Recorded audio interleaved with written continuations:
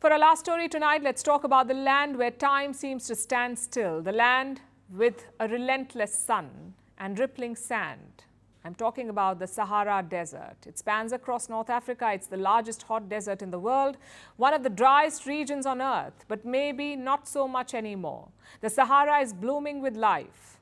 NASA has released satellite images. They capture the desert's green shift, with plant life popping up everywhere, adding color to the typically arid land. Why is this happening? Is it a cause for celebration or a sign of devastation? Our next report tells you. This is the Sahara Desert. It spans across North Africa with an area of more than 9 million square kilometers. It is the largest hot desert in the world. But for scientists, the Sahara is like a large open-air museum, where the shifting sands and the weathering bring up ancient landscapes from a bygone era. Did you know that thousands of years ago, the Sahara was nothing like it is today? It was home to lush greenery, packed with lakes and rivers, even forests. So the Sahara is an immense data bank. It can tell us what climate change can do to a region, how it can affect landscapes and civilizations, how it can turn a savanna brimming with life into one of the hottest and driest places on Earth.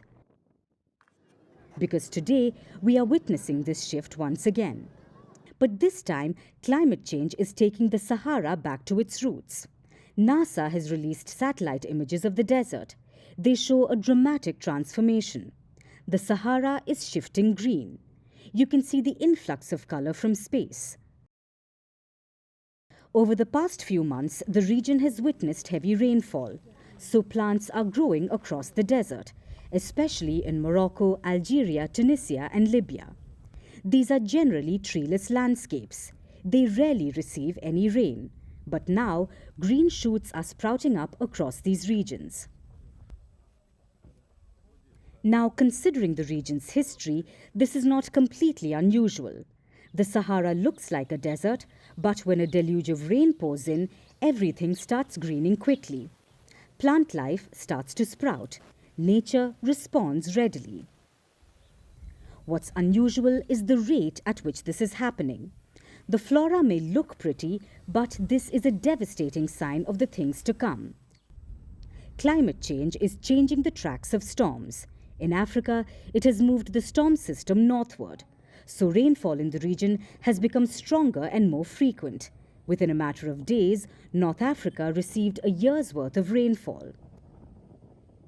So typically dry areas like Niger, Chad, Sudan, Libya and Egypt have received more than 400% of their typical rainfall since July. Now there is catastrophic flooding. About 4 million people have been severely impacted, and the Sahara Desert is about 6 times wetter than it should be. Meanwhile, because the storms have shifted, some countries that should be getting more rainfall, like Nigeria and Cameroon, are getting fewer rains. They received between 50 to 80% of their typical rainfall since July. Scientists say this is only the beginning. Climate change is disrupting seasons, making natural disasters worse and inviting major consequences. So while the Sahara looks fascinating with its newfound greenery, this is no cause for celebration.